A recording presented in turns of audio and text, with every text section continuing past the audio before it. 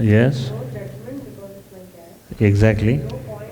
No, of my caste, along with my own family members' interference, of my own friends and relatives in my caste ಅಂತ ಎಲ್ಲ ಮೈಂಡಲ್ಲಿ ಹೆಸರು ಇಲ್ಲಾಂದ್ರೆ ಅಲ್ಲಿ ಬರೆಯೋಂಗಿದ್ರೆ ಬರೆದು ಬಿಡು.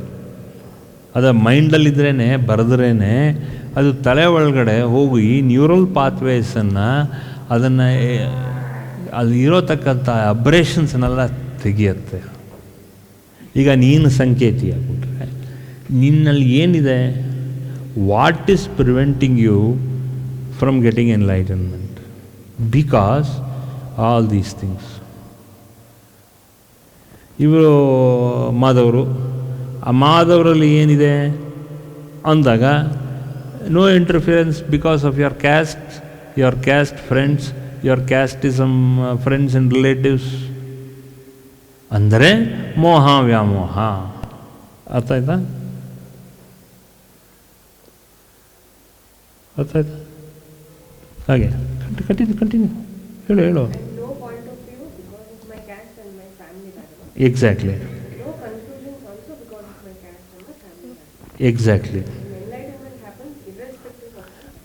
irrespective of caste and family background. Irrespective of your family background ಏನೋ, ದುಡ್ಡಿರಲಿ ದುಡ್ಡಿಲ್ಲದೆ ಇರಲಿ, ಏನೇ ಇರಲಿ ಇಲ್ಲದೆ ಇರಲಿ, enlightenment comes to you not because of money. Enlightenment happens to you because of no money also, because of having money or no money. You got the point? Okay? ಜಯ ಮಾತಾ, ಜಯ Gurudev. Yes, ಜಯ ಮಾತಾ. ಗುರುಜಿ ಅವರು ಇವತ್ತು ಕಾರ್ತಿಕ್ ಮಾಸದಲ್ಲಿ ನಮ್ಮಲ್ಲಿ ಯಾವ ರೀತಿ ಬೆಳಕನ್ನು ತಂದ್ಕೋಬೇಕು ಅನ್ನೋ ವಿಚಾರದಿಂದ ಪ್ರಾರಂಭ ಮಾಡಿದ್ರು. ನಮ್ಮಲ್ಲಿ most ignorant factor which is holding us back today ಅಂತಂದರೆ ನಮ್ಮ ಎನ್ಲೈಟನ್ಮೆಂಟ್ಗೆ ಈಸ್ ಅವರ್ ಜಾತಿ system, our caste system, which is very deeply embedded in our psyche. Not only you, your father, your mother, your in our genetic ಕೋಡಲ್ಲೇ, exactly in our genetic ಕೋಡಲ್ಲಿ ಬಿಡಿಸಿ ಹೇಳಿದ್ರೆ ಸ್ವಲ್ಪ ಉಜ್ಜಬೇಕು, ಮನಸ್ಸು ಸ್ವಲ್ಪ ನೊಯ್ಬೇಕು. ಇಲ್ಲಾಂದರೆ ಏನಾಗುತ್ತೆ ಅಂದರೆ ಸಬ್ಕಾನ್ಷಿಯಸ್ ಮೈಂಡಲ್ಲಿ ನಮ್ಮ ಜಾತಿನೇ ಮೋಸ್ಟ್ ಫೆಂಟ್ಯಾಸ್ಟಿಕ್, ಮಿಕ್ಕಿದ್ದವ್ರ ಜಾತಿನೇ ಅಲ್ಲ ಅಂತ ಇರುತ್ತೆ. ಅರ್ಥ ಆಯ್ತಾ? ಅದು ಉಜ್ಜಿ ಹೇಳಿದ್ರೇ ತಲೆ ಒಳಗಡೆ ನಾಟೋದು, ಮನಸ್ಸು ಒಳಗಡೆ ನಾಟೋದು. ಇಲ್ಲಿ ನಾನು ಮನಸ್ಸು ಬಗ್ಗೆ ಮಾತಾಡ್ತಿಲ್ಲ, ಮನಸ್ಸಿಗೆ ನಾಟಿದ್ರೇ 21,600 ಸಲ ಬ್ಲಡ್ಡು ಹೋಗೋದ್ರಿಂದ ಆಕ್ಸಿಜನ್ ಸಮೇತ ತಲೆ ಒಳಗಡೆ ಬ್ರೈನ್ ಸೆಲ್ಸು ಆ್ಯಕ್ಟಿವ್ ಆಗುತ್ತೆ. ಆಯಿತಾ? ಹೇಳು. ನಮಗೆ ಗೊತ್ತೋ ಗೊತ್ತಿಲ್ಲದೇನೋ ಈ ಜಾತಿ ಅನ್ನೋದು ಬೇರೆ ಬೇರೆ ಥರ ಶೇಡ್ಸ್ನಲ್ಲಿ ನಮ್ಮಲ್ಲಿ ಇನ್ಫ್ಲುಯೆನ್ಸ್ ಮಾಡ್ತಾ ಬರುತ್ತೆ. Yes, language is one such thing. Exactly. ನಮ್ಮ ಭಾಷೆ ನಮ್ಮವರು ತಮ್ಮವರು ಅಂತ ಶುರು ಆಗೋದೇ ಲ್ಯಾಂಗ್ವೇಜಿಂದ. ಹೌದು. ಕೆಲವು ಕ್ಲಾನ್ಸಲ್ಲಿ ನಾವು ನೋಡ್ತೀವಿ, ಎಲ್ಲೇ ಇರಲಿ ಅಲ್ಲಿ ಹೋಗಿ ಬೇರೆ ದೇಶನೋ ಅಥವಾ ಬೇರೆ ಕಡೆ ಹೋಗಿದ ತಕ್ಷಣ ಒಬ್ಬರು ಕನ್ನಡದವ್ರು ಸಿಕ್ಕಿದ್ರೆ ಅಥವಾ ತುಳು ಮಾತಾಡೋರು ಸಿಕ್ಕಿದ್ರೆ, ಸಂಕೇತಿ ಮಾತಾಡೋರು ಸಿಕ್ಕಿದ್ರೆ, ಯಾವ ಭಾಷೆನೇ ಇರಲಿ, ಕೊಂಕಣಿ ಮಾತಾಡೋರು ಸಿಕ್ಕಿದ್ರು ಸಾಕು, ನಮಗೇನಾಗತ್ತೆ ಅಂದರೆ ಸ್ವರ್ಗಕ್ಕೆ ಎರಡೇ ಗೇಣು ಅನ್ನೋ ಅಷ್ಟು ಖುಷಿ ಆಗುತ್ತೆ. ಜಾತಿ ಅಭಿಮಾನ ಏನಾಗುತ್ತೆ, ಭಾಷೆ ಅಭಿಮಾನಕ್ಕೂ ಅದರ ರಿಫ್ಲೆಕ್ಷನ್ ಬಂದೇ ಬರುತ್ತೆ. ಕರೆಕ್ಟ್. ನಮಗೆ ಇದು ಸೂಕ್ಷ್ಮತೆಗೆ ನಾವು ಹೋಗಬೇಕು. ಯಾವ್ಯಾವ ರೀತಿಲಿ ನಮಗೆ ಇದೆಲ್ಲ ಇನ್ಫ್ಲುಯೆನ್ಸ್ ಆಗ್ತಾಯಿದೆ. ಹೌದಾ, ನನ್ನಲ್ಲಿ ಜಾತಿ ಇದೆ ಅಂತ ಗುರುಜಿ ಯಾವಾಗಲೂ ಹೇಳ್ತಾ ಇದ್ದಾರೆ, ಬಟ್ ನನಗೆ ಯಾವ ರೀತಿ ಜಾತಿ ಇನ್ಫ್ಲುಯೆನ್ಸ್ ಮಾಡ್ತಾ ಇದೆ, how am I actually? Because ಇವಾಗ ಏನಾಗಿದೆ ಅಂದರೆ ಎಲ್ಲರೂ ಓದಿರೋರು ಇವಾಗ ಮ್ಯಾನರ್ಸ್ ಅಂದ್ಬಿಟ್ಟು ಇನ್ನೊಬ್ಬರು ಜಾತಿ ನಾವು ಕೇಳಲ್ಲ. ಸಾಮಾನ್ಯವಾಗಿ ನಾವು ಇನ್ನೊಬ್ಬರು ಫ್ರೆಂಡ್ಸ್ ಆದ್ರೂ ಕೂಡ ಇಬ್ಬರು ನೀವು ಯಾವ ಜಾತಿ ನಾವು ಯಾವ ಜಾತಿ ಅಂತ ನಾವು ಮಾತಾಡೋಕ್ಕೆ ಹೋಗಲ್ಲ ಈಗಿನ ಕಾಲದಲ್ಲಿ ಎಸ್ಪೆಷಲಿ. ಅದು ಮಾತಾಡದೇ ಇದ್ರೂ ಗುರುಜಿ ಹಿಂಗೆ ಹೇಳ್ತಾ ಇದ್ದಾರೆ ಅಂದಮೇಲೆ ನಮ್ಮಲ್ಲಿ ಯಾವ ರೀತಿ ಜಾತಿ ನಾವು ತೋರಿಸ್ತಾ ಇದ್ದೀವಿ, ಅದು ಯಾವ ರೀತಿ ನಮ್ಮಲ್ಲಿ ಅಭಿಮಾನವಾಗಿ ಕೂತಿದೆ, ಯಾಕೆ ಎನ್ಲೈಟನ್ಮೆಂಟ್ ನಮಗೆ ಆಗ್ತಾ ಇಲ್ಲ ಅನ್ನೋದನ್ನ ನಾವು ಯೋಚನೆ ಮಾಡ್ತಾ ಬರಬೇಕು. ಜಾತಿ ಭಾವನೆ ಬರೀ ಕೇಳದೇ ಇರೋದ್ರಿಂದ ಮಾತ್ರ ಜಾತಿ ಮನಸ್ಸಲ್ಲಿ ಇಲ್ಲ ಅಂತಲ್ಲ, ನಮ್ಮಲ್ಲಿ ಇದ್ದೇ ಇರತ್ತೆ, ಉಜ್ಜಿಬಿಟ್ಟಿದೆ, ಮನಸ್ಸು ಒಳಗಡೆ ಲೇಪನ ಆಗಿಬಿಟ್ಟಿದೆ. ಈವನ್ ಫುಡ್ ವಿಚಾರದಲ್ಲೂ ನಮಗೆ ಅದೇ ಥರ ಆಗಿರುತ್ತೆ. ನಮ್ಮ ಜಾತಿ ತಕ್ಕಂತೆ ನಮ್ಮದು ಆಹಾರದ ಒಂದು ಶೈಲಿ ಇರುತ್ತೆ, ನಮ್ಗೆ ಅದ್ರ ಮೇಲೂ ಅಭಿಮಾನ ಇರುತ್ತೆ. ಏನೇ ಇದಾದರೂ ನಮ್ಮದು ಇದು ಈ ಸ್ಟೈಲು ಆ ಸ್ಟೈಲು ಸಂಕೇತಿ ಸ್ಟೈಲ್ ನಾನು ನಂದೇ ತೊಗೋತೀನಿ, ಸೊ ಬೇರೆಯವ್ರದ್ದು ಹೇಳೋಕ್ಕಿಂತ ಹೆಚ್ಚಾಗಿ. ಸೊ ಸಂಕೇತಿ ಸ್ಟೈಲ್ ಇದು ಹಿಂಗಿರುತ್ತೆ ಅಂತ ನಾನೇ ಎಷ್ಟೋ ಸತಿ ಗುರುಜಿಗೆ ಹೇಳಿದ್ದೀನಿ, ತೊಗೊಂಡು ನೋಡಿ ಗುರುಜಿ, ಟ್ರೈ ಮಾಡಿ ಚೆನ್ನಾಗಿರುತ್ತೆ ಅಂತ. ಯಾಕೆ ಅಂದರೆ ಅದು ಒಂದು ಅಭಿಮಾನ, ಏನೋ ನಮ್ಮ ನಮ್ಮ ರುಚಿ ನಮಗೆ ಒಂದು ಸೆಟ್ ಆಗಿರುತ್ತೆ, ಹುಟ್ಟಿದಾಗಿಂದ ಬೆಳೆದು ಅದೇ ಥರ ನಾವು ತೊಗೊಂಡಿರ್ತೀವಿ, ದಟ್ ಈಸ್ ಓಕೆ. ನಿಮ್ಮ ತಂದೆ ತಾಯಿಯೂ ಹೋಗಿದೆ, ಅವರ ತಂದೆ ತಾಯಿನೂ ಅದೇ, ಹಾಗೆ ಪರಂಪರೆಯೂ ಕೂಡ ಪರಂಪರೆಯಿಂದ ನಾವೆಲ್ಲ ಅದೇ ತಿಳ್ಕೊಂಬಂದಿರ್ತೀವಿ, ಸ್ಟೈಲಿಂದಾನೇ ನಾವು ಮಾಡ್ಕೊಂಬಂದಿರ್ತೀವಿ. ಸೊ ಅದು ಮಾಡೋದು ಪರವಾಗಿಲ್ಲ. ಅಂದರೆ ನೆಕ್ಸ್ಟ್ ಮಲಯಾಳಿ ಸ್ಟೈಲು ಹೇಳಿ. ಎಲ್ಲ ಬೇರೆ ಬೇರೆ style, Mangaluru style, Malayali style, Sanketi style, Hoysal Karnataka style, ಗೌಡ್ರ ಸ್ಟೈಲು, ಕೊಂಕಣಿ ಸ್ಟೈಲು, ಏನೇ ಮಾದವರ ಸ್ಟೈಲ್ ಇರ್ಬೋದು. ಈಗ ನಾವೇ ಕೇಳಿದೀವಿ ಮಾದವರು ಬಿಸಿಬೇಳೆ ಭಾಳ ಚೆನ್ನಾಗಿ ಮಾಡ್ತಾರೆ ಅಂತ ಎಲ್ಲ ಮಾತಾಡೋದು. ಸೊ ಈಗ ಒಬ್ರೊಬ್ರಿಗೆ ಒಂದೊಂದು ಸಿಗ್ನೇಚರ್ ಸ್ಟೈಲ್ ಇರುತ್ತೆ, ಅದ್ರ ಮೇಲೆ ಆಯ್ತು ಅದು ಏನಿದೆಯೋ ಅದು ನಾವು ನಮ್ಮನೆ ತಕ್ಕಂತೆ ನಾವು ಮಾಡ್ಕೊಳ್ಳೋಣ.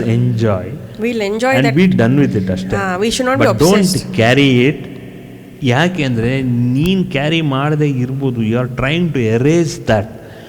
I am trying telling more to erase it as quickly as you can, because if you want enlightenment all these things have to be erased. Continue. So for example Ramana Maharshi ಬುಕ್ಸ್ನ ಓದಿದಾಗ ಅಲ್ಲಿ ಅವ್ರ ತಾಯಿಗೆ ಅವ್ರಿಗೆ ಇದರಲ್ಲೇ ವಿಚಾರದಲ್ಲಿ ಒಂದು ಕಾನ್ಫ್ಲಿಕ್ಟ್ ಥರ ಬಂತು. ಯಾಕೆ ಅಂದರೆ ಅವ್ರ ತಾಯಿ ಅಯ್ಯರ್ ಸ್ಟೈಲಲ್ಲಿ ಅಡುಗೆ ಮಾಡೋವಾಗ ಅವ್ರಿಗೆ ಈರುಳ್ಳಿ ಎಲ್ಲ ಸರಿ ಹೋಗ್ತಾ ಇರಲಿಲ್ಲ. ರಮಣ ಮಹರ್ಷಿ ಆಲ್ರೆಡಿ ಮಧುರೆಯಿಂದ ಬಂದ್ಬಿಟ್ಟಿದ್ರು ಇದಕ್ಕೆ ತಿರುವಣ್ಣಾಮಲೆಗೆ. ಬಂದು ಅವರು ಅಲ್ಲಿ ಆಶ್ರಮದಲ್ಲಿ ಈರುಳ್ಳಿ ಉಪಯೋಗಿಸ್ತಾಯಿದ್ರು. ಈ ಥರ ಇದ್ದಾಗ ಅವಾಗ ತಾಯಿ ಒಂದು ಸತಿ ಹೇಳಿದ್ರು, ನನಗೆ ಈ ಥರ ನೀವು ಈರುಳ್ಳಿ ಉಪಯೋಗಿಸ್ಬಿಟ್ಟು ಅಡುಗೆ ಮಾಡೋದು ಸ್ವಲ್ಪನೂ ಒಪ್ಪಿಗೆ ಇಲ್ಲ ಅಂತ. ಅವಾಗ ರಮಣ ಮಹರ್ಷಿ ಹೇಳಿದ್ರು, ಆವಾಗ ನೀವು ವಾಪಸ್ ಹೋಗು ಅಂತ ಹೇಳಿದ್ರು. ನೀನು ಇಲ್ಲಿರಬೇಡ, ನೀ ತೊಗೋಬೇಡ, ಹೋಗು ವಾಪಸ್ಸು ಅಂತ. ಅಂದರೆ ನಾವು ನಮ್ಮನೆ ಕಿಚನ್ನಲ್ಲಿ ಏನು ಬೇಕಾದರೂ ನಾವು ಮಾಡ್ಬೋದು. ಹೊರಗಡೆ ಬಂದಾಗ ನಾವು ಅದ್ರ ಬಗ್ಗೆ ಯೋಚನೆ ಮಾಡೋದು, ಕಮೆಂಟ್ ಮಾಡೋದು, ಮೈಂಡಲ್ಲಿ ಅಸಹ್ಯ ಪಡ್ಕೊಳ್ಳೋದು, ಒಬ್ಸೆಷನ್ ಇಟ್ಕೊಳ್ಳೋದು ಎಲ್ಲ ಬಿಡಬೇಕು. ನಂಗೆ ಈಗಲೂ ನೆನಪಿದೆ, ನಾವೆಲ್ಲ ಗುರುಜಿಯವರು ನಮ್ಗೆ ಕಂಚಿ ಯಾತ್ರೆಗೆ ಕರ್ಕೊಂಡೋಗಿದ್ರು. 2-3 ಬಸ್ಸಲ್ಲಿ ನಾವೆಲ್ಲ ಹೋಗಿದ್ವಿ. ಒಂದು ಸತಿ ಏನು ಮಾಡಿದ್ರು, ಅಲ್ಲಿ ಊಟಕ್ಕೆ ಹೋಗ್ಬೇಕು ಅಂದಾಗ ಯಾವಾಗಲೂ ಎಲ್ಲರಿಗೂ ಗೊತ್ತು ಯಾತ್ರೆ ಅಂದರೆ ಎಲ್ಲ ಹೋಟೆಲ್ಲು ಇದು ಎಲ್ಲ ತುಂಬ ಉತ್ತಮವಾಗಿರುವಂಥ ವ್ಯವಸ್ಥೆಗಳೇ ಆಗುತ್ತೆ.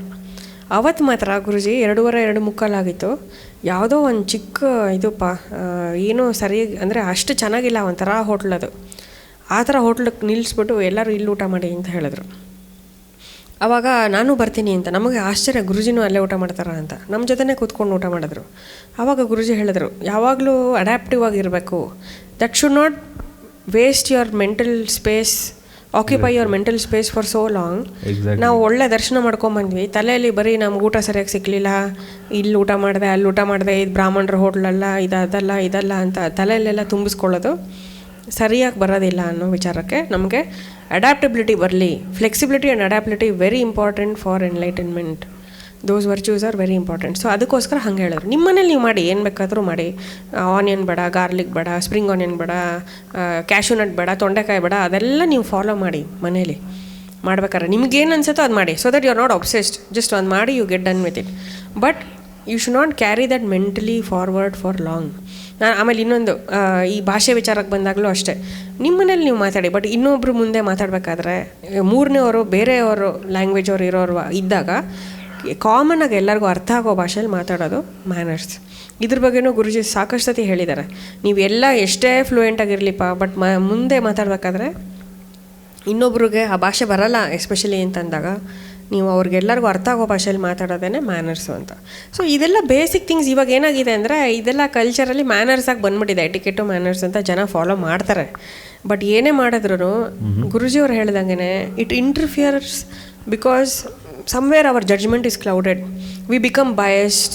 Exactly. And ಏನಾಗುತ್ತೆ ಅಂದರೆ ನಮ್ಮವರು ತಮ್ಮವರು ಅಂತ ಬಂದುಬಿಟ್ರೆ ಅವ್ರು ಮಾಡಿರೋ ತಪ್ಪುಗಳಿಗೂ ನಾವು ಪ್ರೋತ್ಸಾಹ ಗೊತ್ತಿಲ್ಲದೇನೋ ಕೊಡೋಕ್ಕೆ ಶುರು ಮಾಡ್ತೀವಿ, ಅಥವಾ ಅವ್ರನ್ನ ಕರೆಕ್ಟ್ ಮಾಡೋಕ್ಕೆ ಹೋಗಲ್ಲ.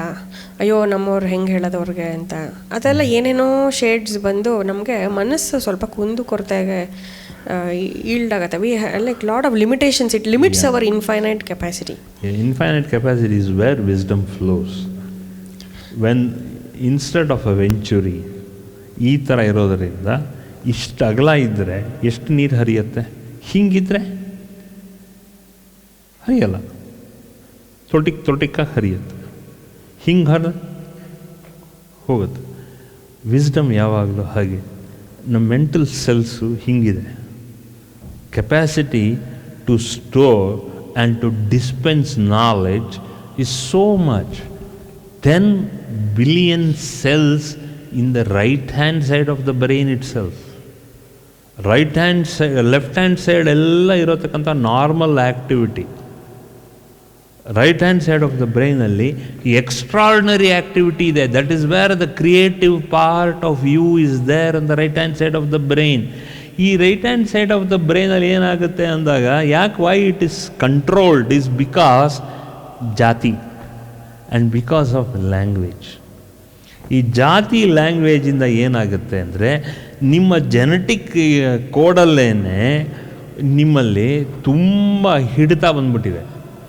ನಿಂದಲ್ಲ ಅದು ವಿಚಾರ, ನಿಮ್ಮ ತಂದೆದಲ್ಲ ವಿಚಾರ, ನಿಮ್ಮ ತಾಯಿದೂ ಅಲ್ಲ ವಿಚಾರ, ನಿಮ್ಮ ಪರಂಪರೆಯನ್ನೆಲ್ಲ ಆ ಥರ ವಿಚಾರ ಬಂದ್ಬಿಟ್ಟಿದೆ. ಆದ್ದರಿಂದ ಎನ್ಲೈಟ್ಮೆಂಟ್ ಆಗೋಕ್ಕೆ ಸಾಧ್ಯನೇ ಇಲ್ಲ. Tell me which Sanket is enlightened I ಸೆ? Tell me. ಎಲ್ಲ ಸಂಗೀತದಲ್ಲಿ ವಿದ್ವಾನ್ರಿದ್ದಾರೆ, ಚೆನ್ನಾಗಿ ಮಾತಾಡ್ತಾರೆ. ಸಂಸ್ಕೃತದಲ್ಲಿ ವಿದ್ವಾನ್ರಿದ್ದಾರೆ.